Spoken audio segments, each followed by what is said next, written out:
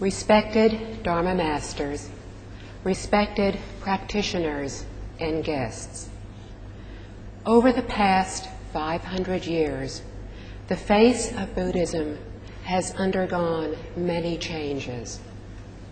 First, it began to be regarded by some as a religion.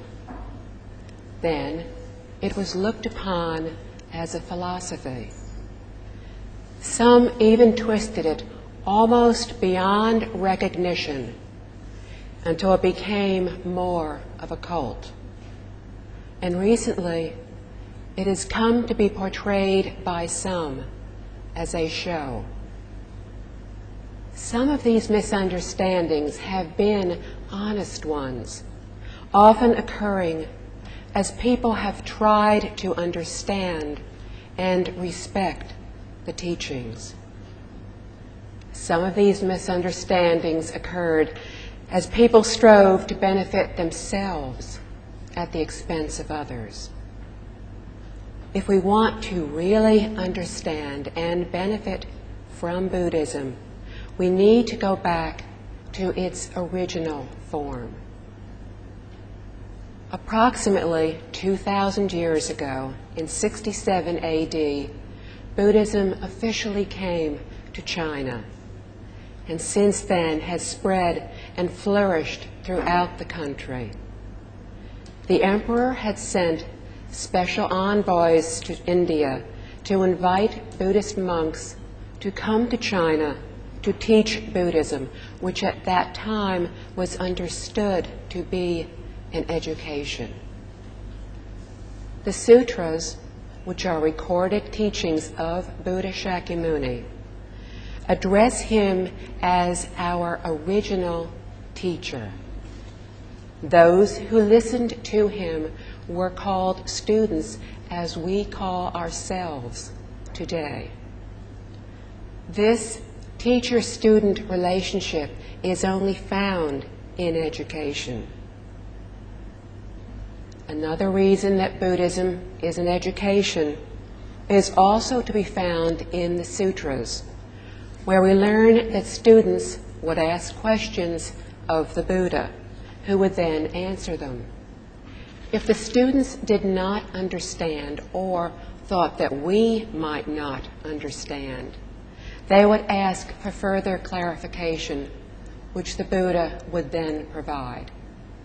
This is essentially a classroom discussion. Please understand that Buddha Shakyamuni simply taught. He conducted neither ceremonies nor rites.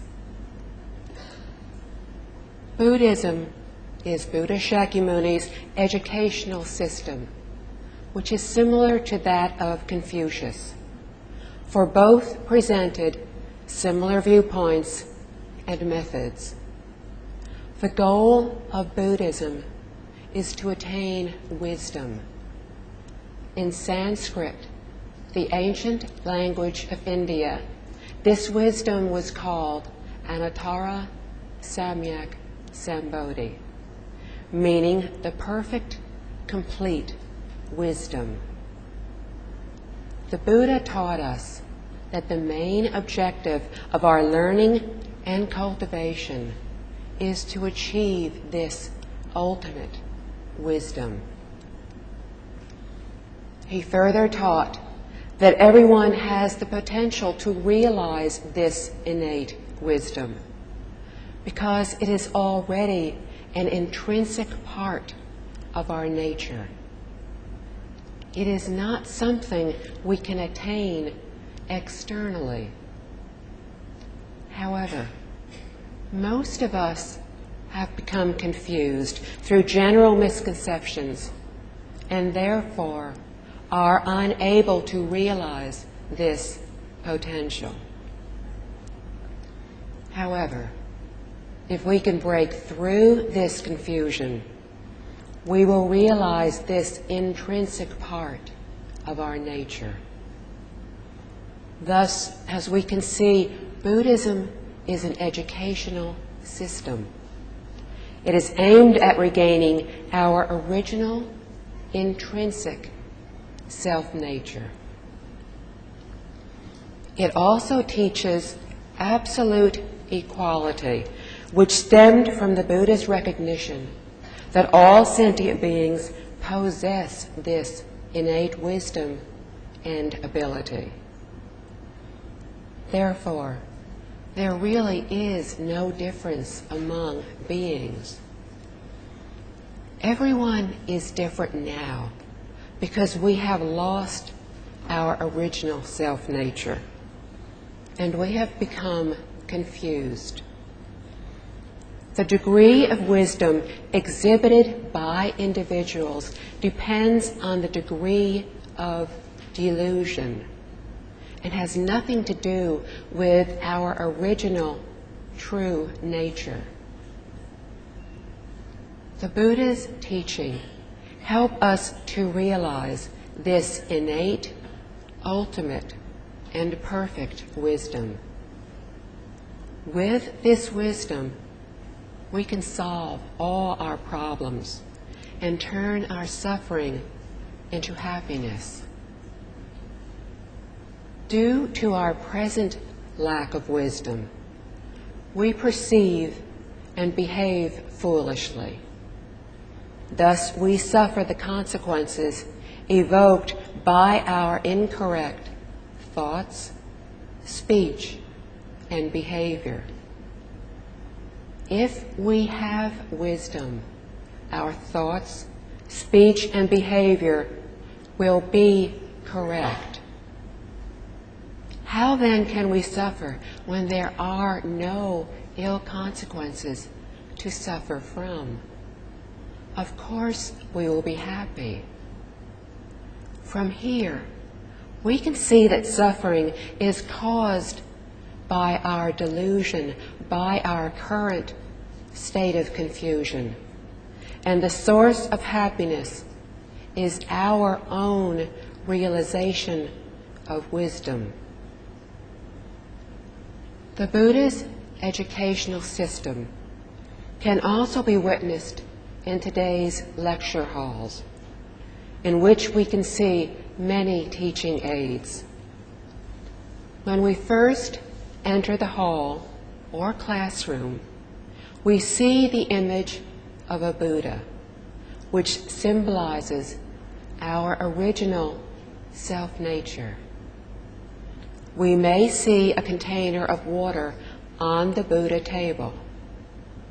The clear water symbolizes the principle that our minds need to be as pure as that water, to be void of greed, anger, ignorance, and arrogance.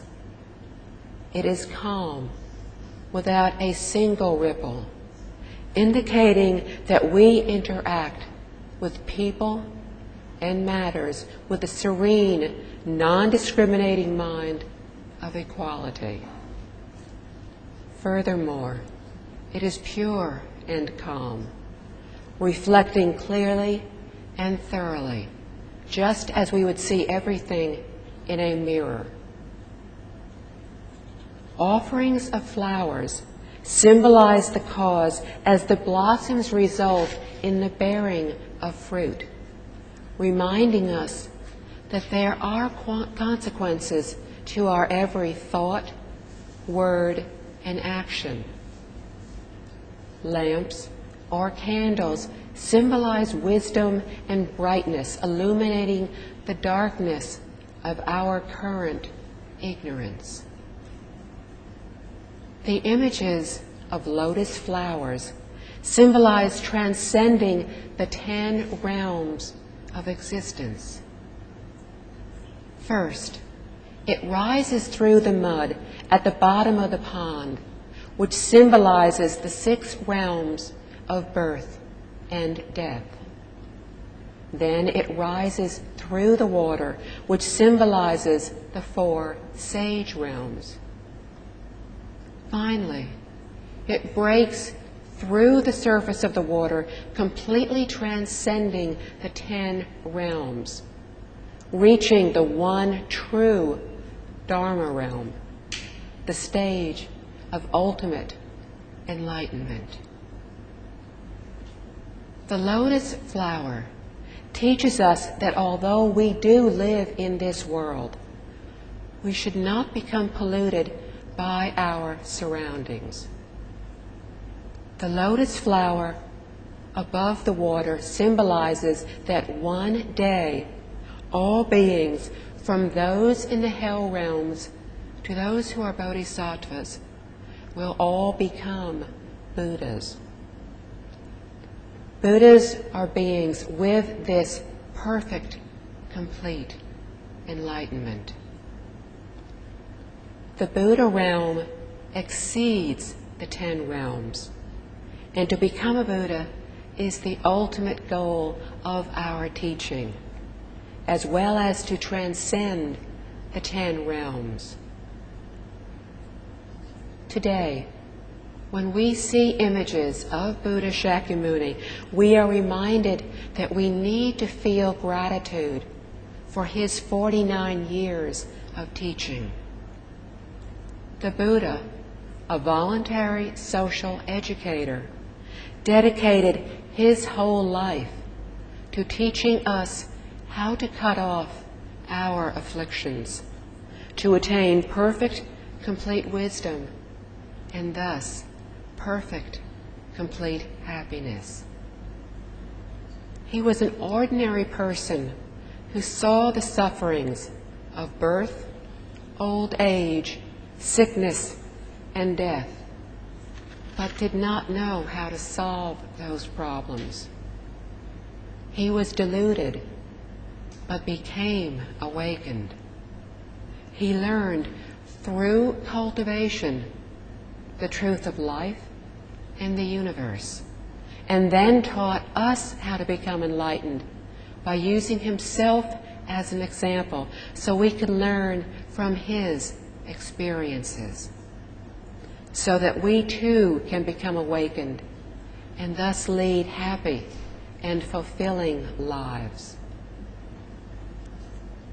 In our world today, there are many beliefs, religions, many cultures, many different viewpoints of how to explain our world and our relationship to it.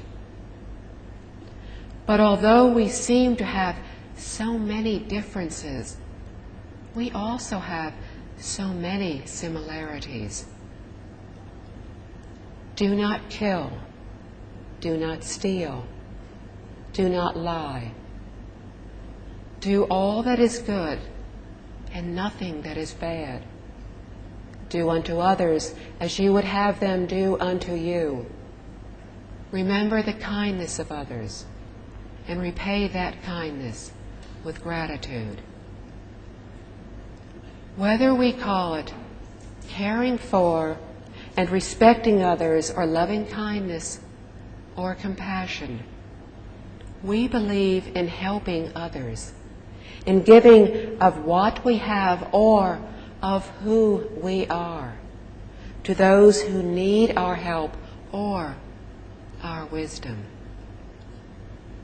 Today, many people are searching for wisdom, for the understanding of why we are born, why we live, and why we die. We are compelled by conflicting emotions. We are compelled by logic. When we hear of other beliefs, our feelings range from fear to curiosity, from surprise to fascination, from suspicion to cooperation. Everywhere we look, we see societies with diverse cultures, societies with many differences, societies that often emphasize these differences. Today, many people look outside of themselves to these differences, believing that they are the reason why so many are so unhappy. But the reason lies within us. As human beings, we undergo the sufferings of birth, old age, sickness, and death. We suffer hardships, do not attain what we seek, are parted from those we love, and often find ourselves in the presence of those whom we resent or even hate. The failure of people to understand the real cause of their unhappiness increases this very unhappiness, this very suffering. We all know people who regularly have to take tranquilizers to even be able to fall asleep. Why? They feel their lives are out of control. They wish to control other people to possess more things. 50 years ago, people had time to appreciate nature, time to study the works of wise people. Today, we have no time for nature, no time for contemplation. Our lives are much more comfortable than our predecessors, but we have no spiritual life. So we search for excitement and take pills to paralyze our feelings, to cover our inability to cope with life. How can we fix this? Reduce our time at work, at play. With purity of mind, we will need less. Our lives are wasted in our attempts to attain things. We brought nothing into this world. We will take nothing when we leave it. What we need is a simple manner of living. Buddha Shakyamuni lived a simple life with merely the essentials: 1 meal a day, 3 sets of clothes, sleeping under a tree at night. Yet he was most happy, most contented. By following his example and also leading a simple life, we can reduce our attachments, and likewise, we can lead contented lives. Work 1 year, take off 1 year. This manner of living can bring us happiness and serenity. If we do not attach to either giving or to receiving, we will enter the awakened being's state of quiet joy, tranquility, serenity, gentleness. How can we change the direction in which we are currently headed?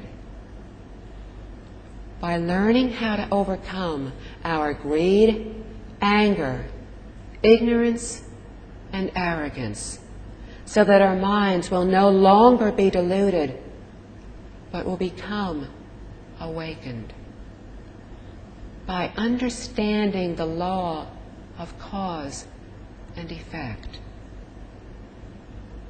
It has been said that bodhisattvas, who are beings who help others to reach realization after achieving their own, fear causes, while sentient beings fear affects. Understanding as they do, bodhisattvas fear committing ill effects, and therefore they take steps to create no negative causes. In so doing, they eradicate the debts, the karmic obstacles that have been generated from their previous wrongdoings, as well as accumulating perfect merits and virtues until they reach the state of Buddhahood. Whether worldly Dhamma, which includes things, events, phenomena, everything, or the Buddha Dharma, which is the teaching of the Buddhas, nothing is beyond the law of cause and effect. It is said that everything is empty and unreal, an eternally impermanent element. But the law of cause and effect is unchangeable and real, an eternally permanent element. Both cause and effect are related closely as they coexist mutually. A causal action becomes a consequential effect, and this in turn gives rise to another causal action. From this endless cycle, we can see that a particular causal action is not fixed. Neither is a single effect the only effect. The combination of cause and effect creates a vicious cycle, the cycle of reincarnation. A bodhisattva is an awakened, understanding being and is therefore well aware that every causal action produces an effect. Because of this, they are very cautious in their every thought, word, and action, fearful that a causal action will become a negative karmic effect in the future. For they will certainly have to personally bear the consequences.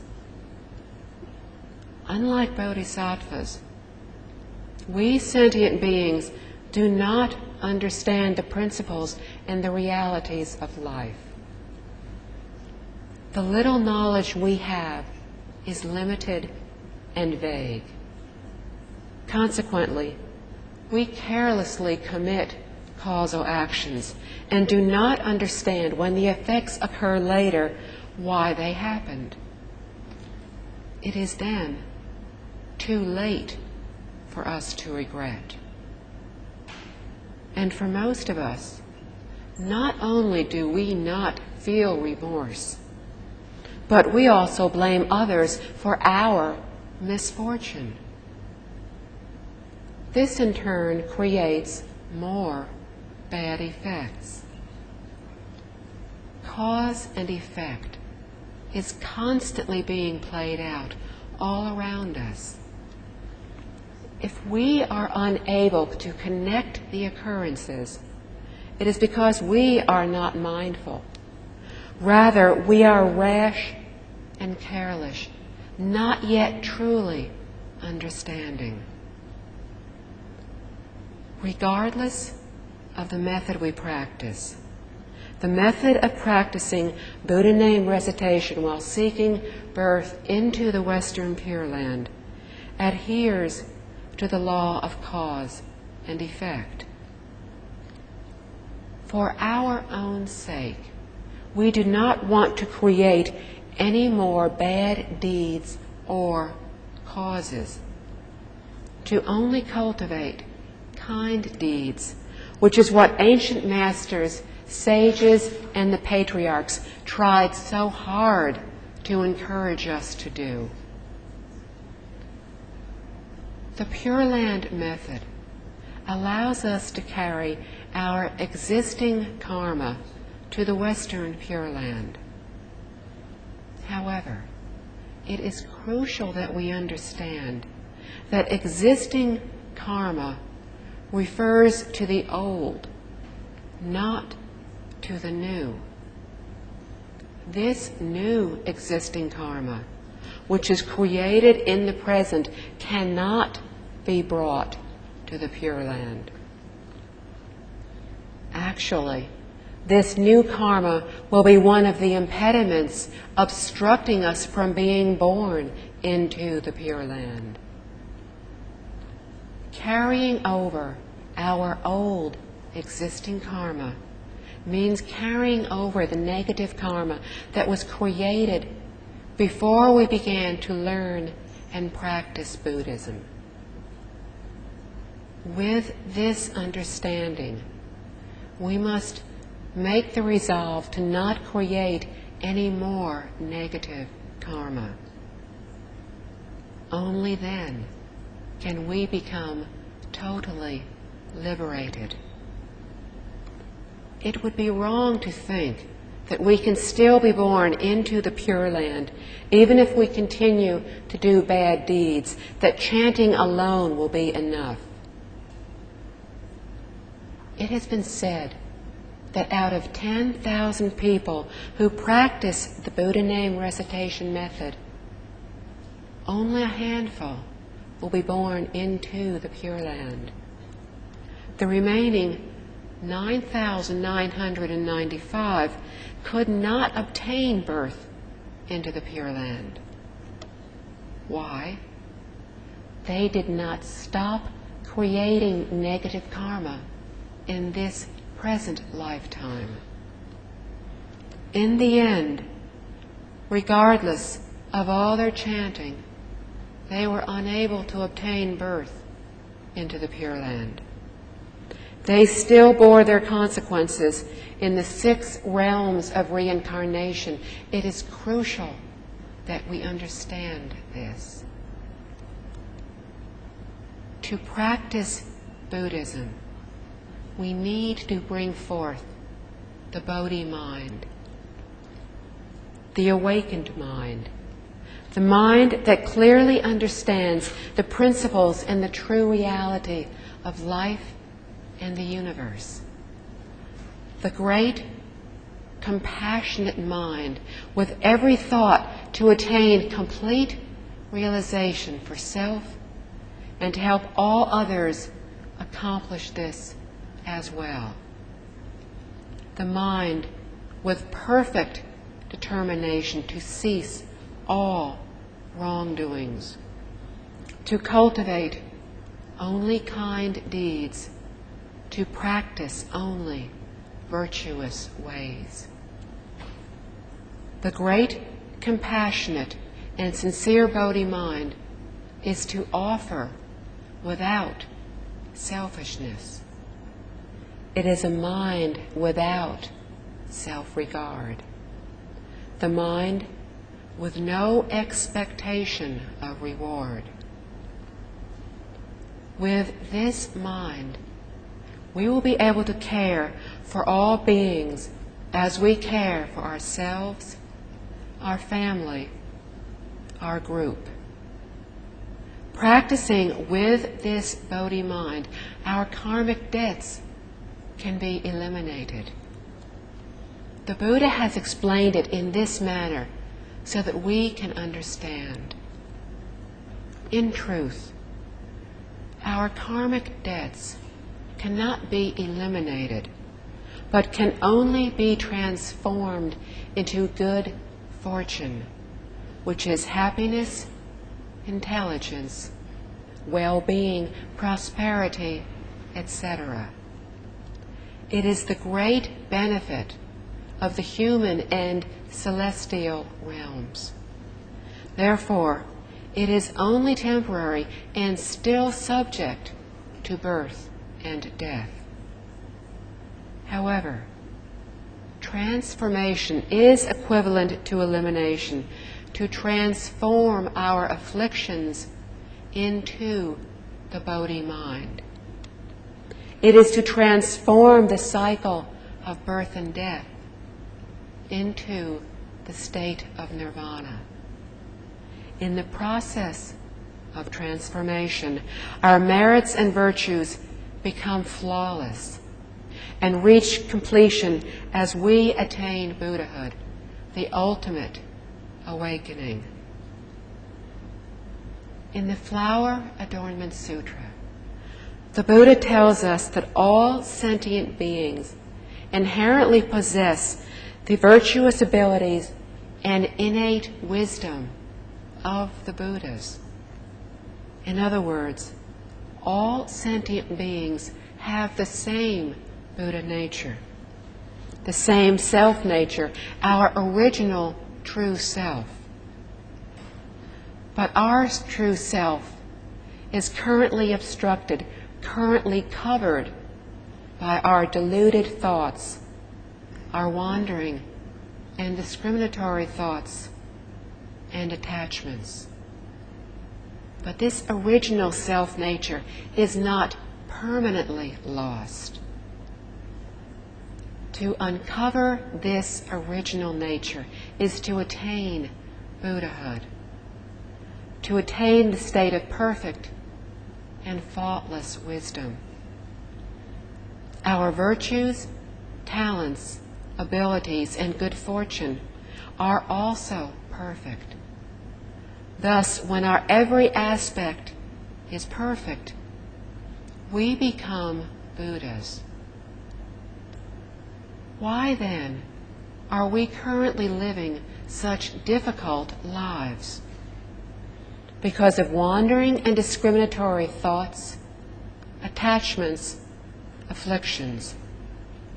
Afflictions are all the conditions that cause pain, distress and suffering which disturb the body and mind. Attachments are fixations to certain ideas or objects. They result in our having desires, strong feelings of selfishness and jealousy, having a longing to control, the longing to possess others.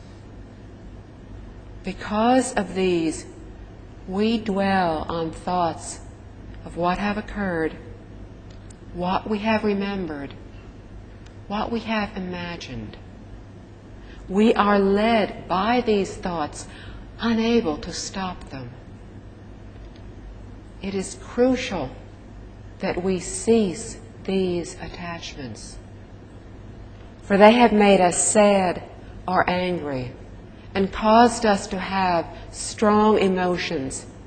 For due to these attachments, we cannot stop thinking of ourselves, of what we want. What can we do? As ordinary people, we are still subject to thoughts and feelings of attachment. So as soon as these thoughts arise, immediately replace them with the thought of Amitabha.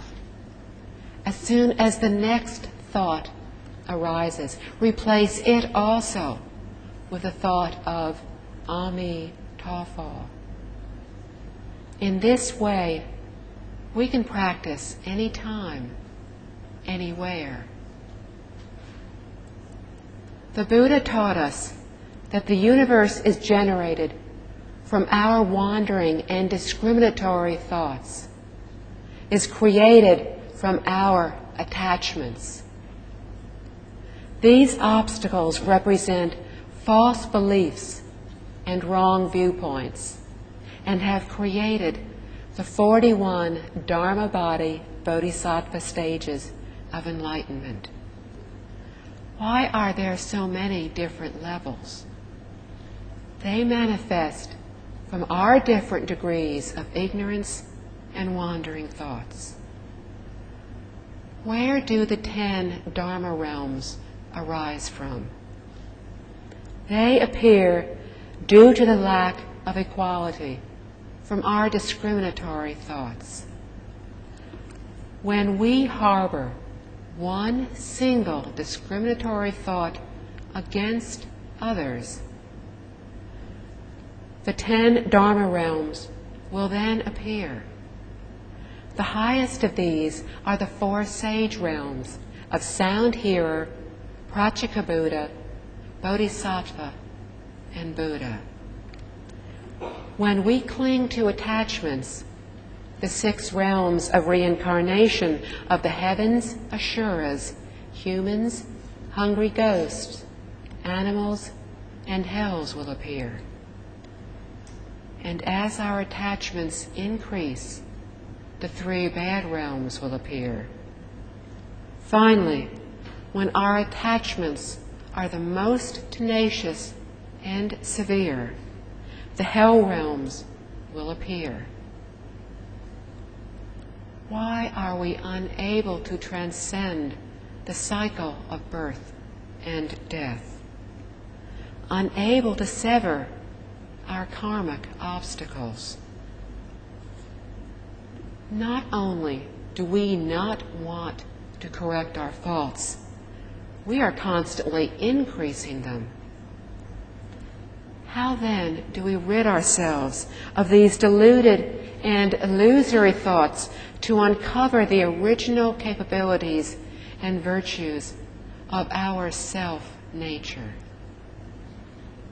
The only way is by letting go of our wandering and discriminatory thoughts and attachments. When we have eliminated all of these, we will not only overcome the cycle of birth and death, but we will surpass the 10 Dharma realms as well.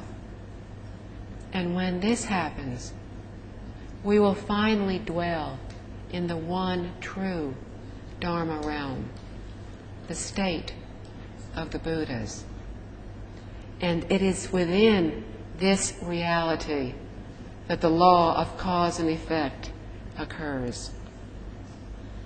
Wandering and discriminatory thoughts and attachments are causes. Greed and anger and ignorance are causes.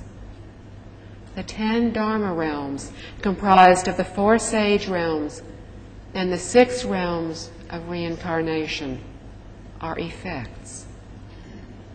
Since wandering and discriminatory thoughts and attachments generate negative karma, they ought to be eliminated so that our merits and virtues can become perfect and complete. Cultivating a non-discriminatory mind provides the serenity for practitioners to let go of afflictions. But it is most difficult for most of us to let go due to sentimental attachments, due to the injustices we feel we have suffered and the resultant grudges. However, feeling this way only puts us at more of a disadvantage, because then we suffer the consequences of our grudges. Inequalities exist in this world because of our discriminatory mind.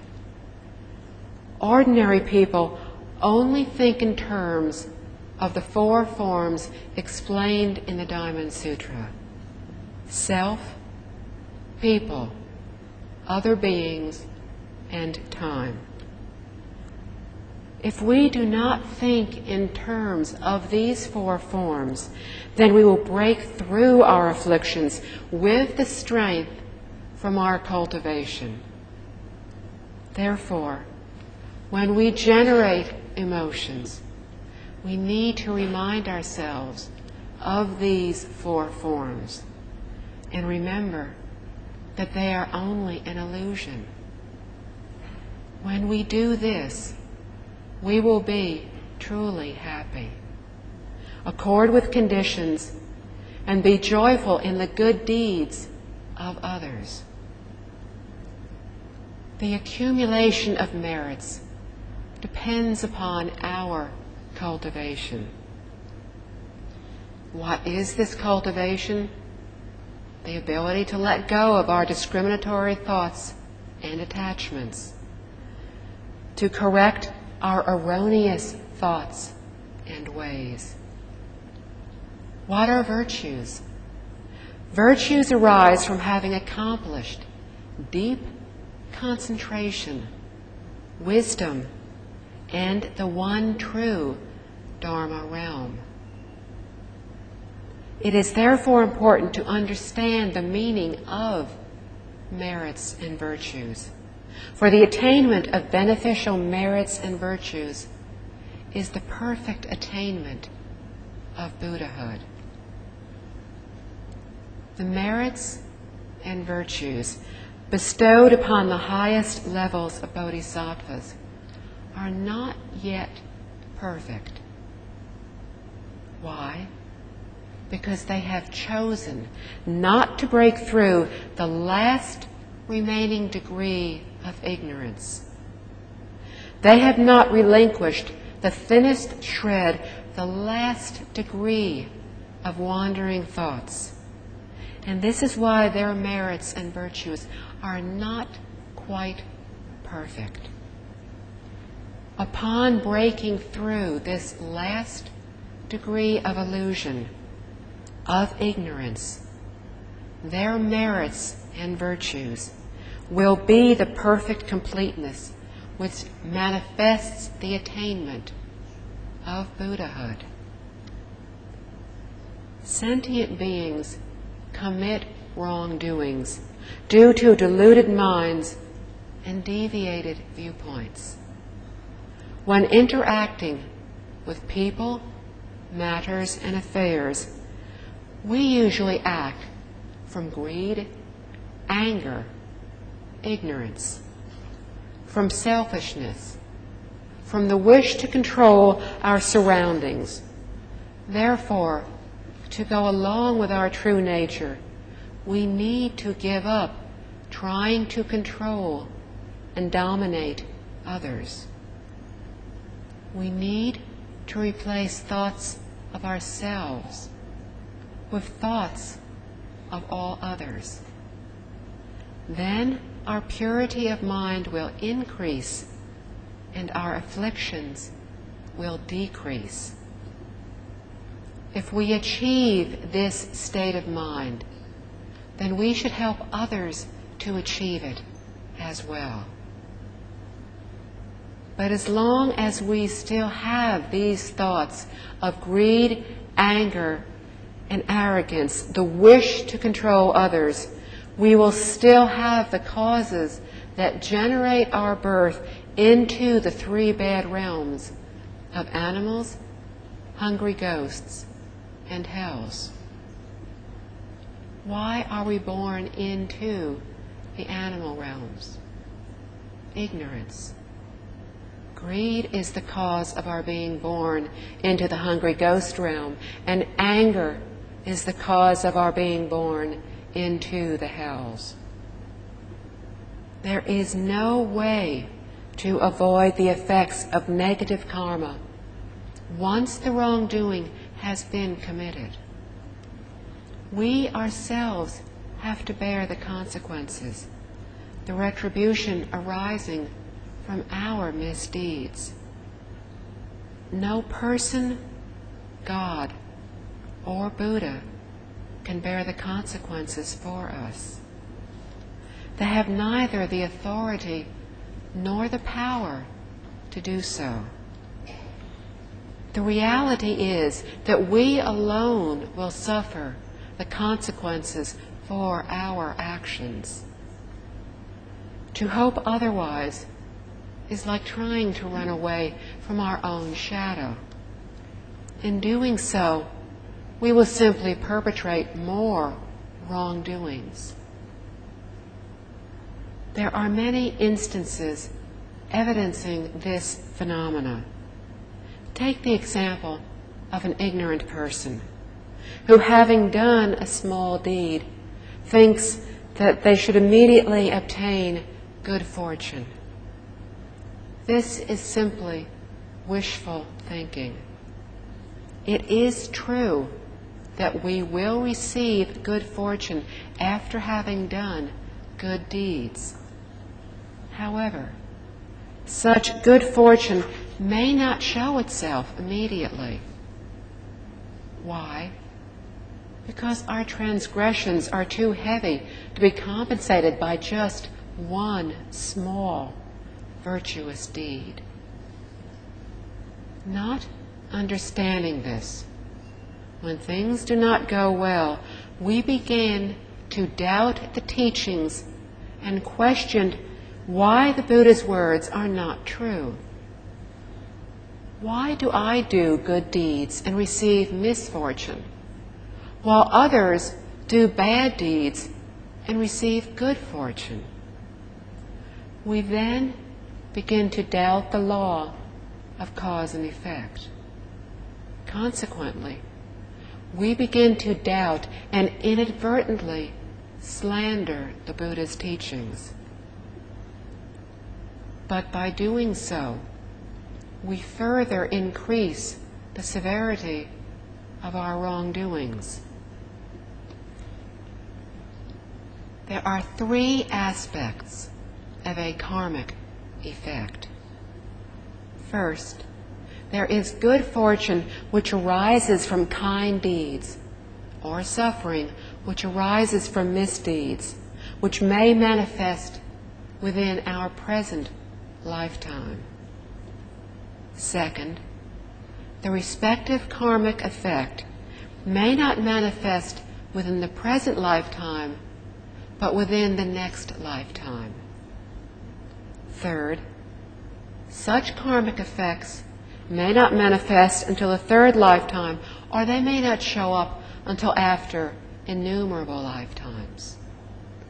So causal actions do give rise to effects. We just cannot be certain when they will arise. Under what circumstances would these causal effects take place? Good or bad karmic effects can only be brought about by the existence of a catalytic condition or circumstance. If the appropriate condition matures in our current lifetime, the respective karmic effect will manifest in the current lifetime. Hence, the first aspect of a karmic effect. Similarly, should the catalytic condition mature in our next lifetime, the karmic effect will manifest itself in that lifetime. Finally, should the condition fail to arise after numerous lifetimes, the karmic cause can never be eradicated.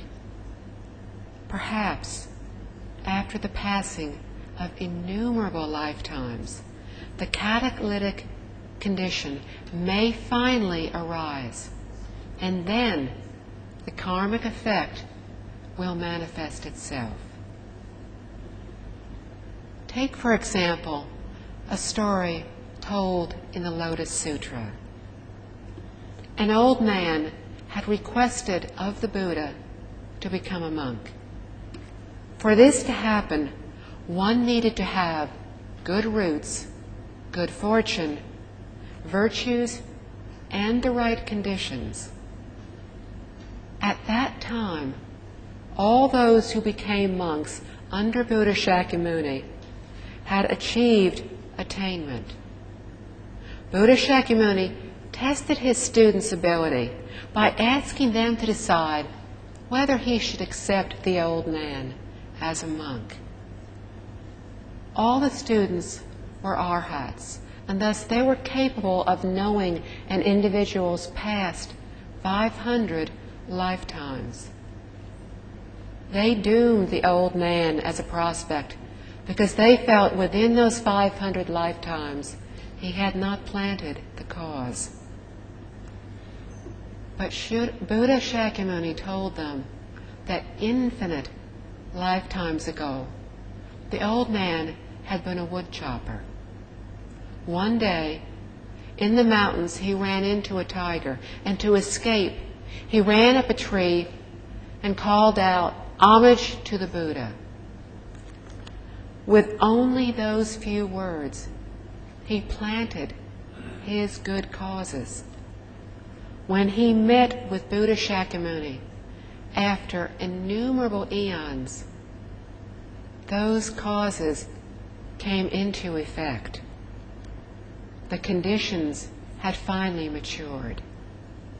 Buddha Shakyamuni therefore accepted the man as a monk, and he later became an arhat. This is an example of a karmic effect which manifested itself after innumerable lifetimes. Every thought, word, and action arising from our hearts and minds creates a karmic effect. We reap what we sow. By planting good causes, we reap good consequences. By planting bad causes, we reap bad consequences. Even Buddhas and Bodhisattvas cannot alter this reality. The respective karmic effect will manifest itself only when the relevant condition matures. If we do not yet see the results, it is only because the appropriate time has not matured. With thorough understanding of this truth, we will naturally become very watchful of our every thought, word, and action.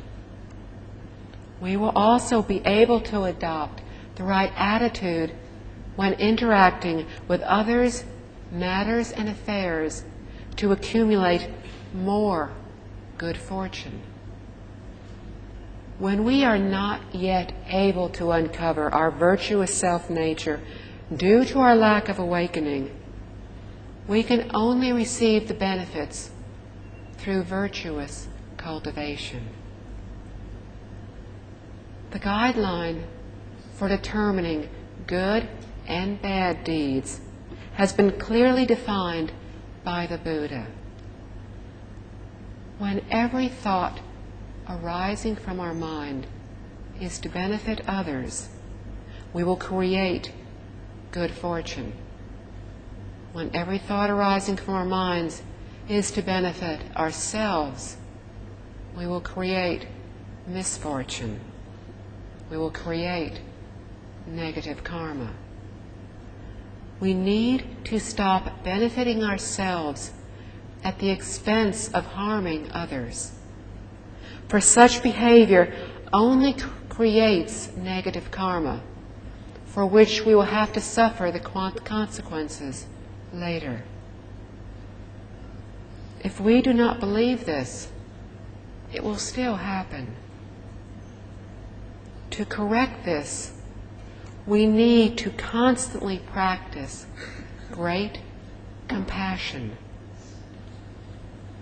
Why do we use this guideline of whether we are benefiting others or benefiting ourselves to determine whether we are creating good or bad karma?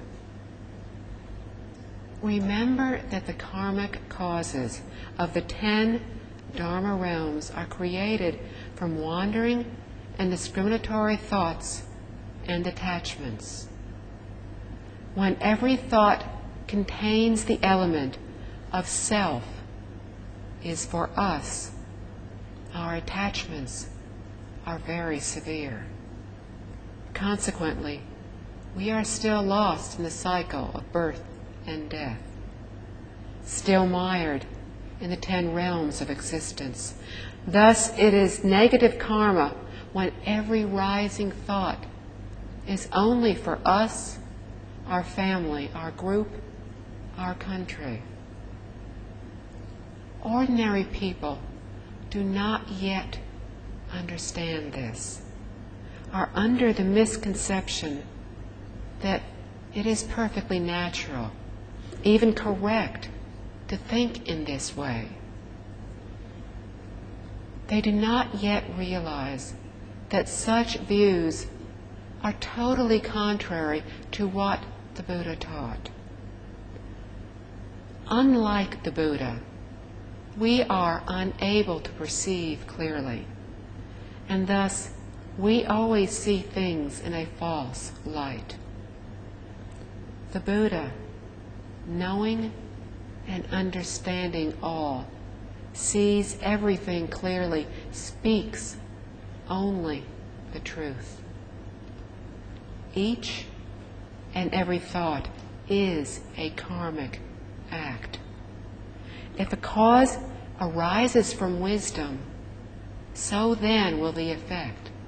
If a cause arises from ignorance, so then will the effect. Unfortunately, we plant causes mainly due to our ignorance. And this is why we have created innumerable transgressions in our past lifetimes. Most of the time, our bad deeds outnumber our good ones.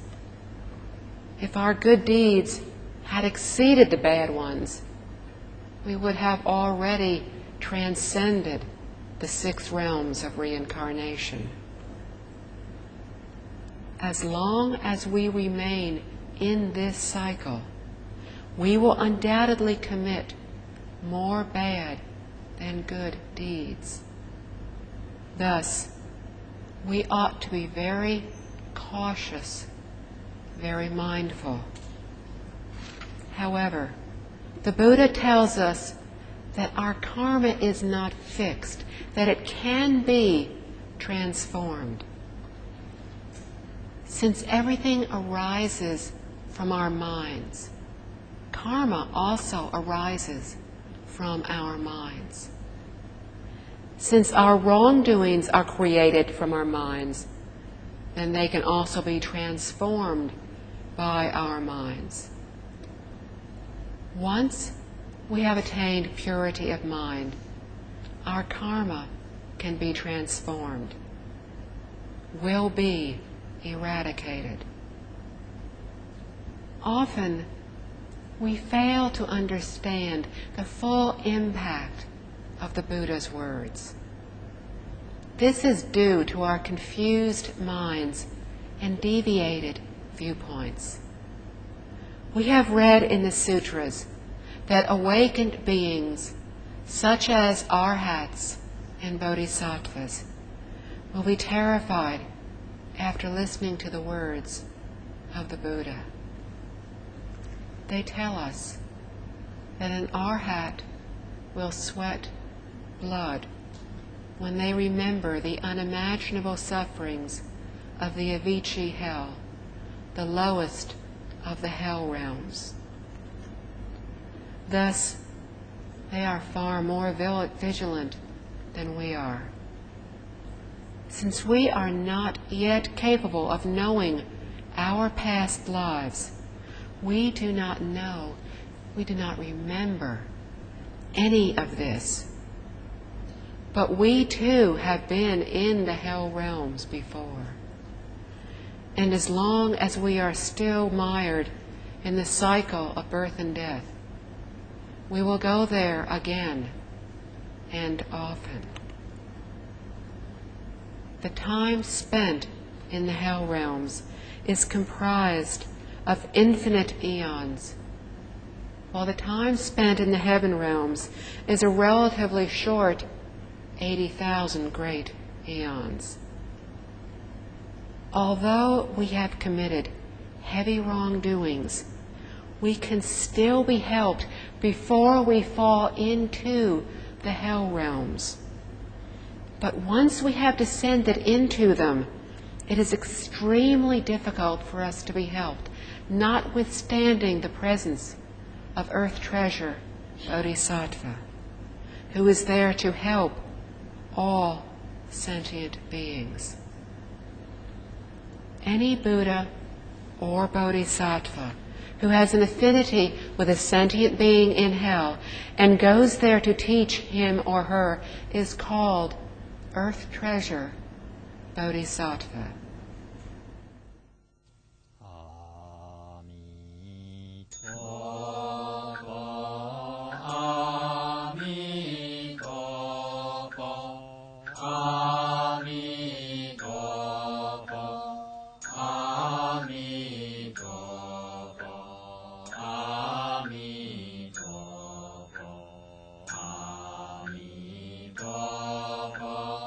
阿弥陀佛，阿弥陀佛，阿弥陀佛，阿弥陀佛，阿弥陀佛，阿弥陀佛，阿弥陀佛，阿弥陀佛，阿弥陀佛，阿弥陀佛。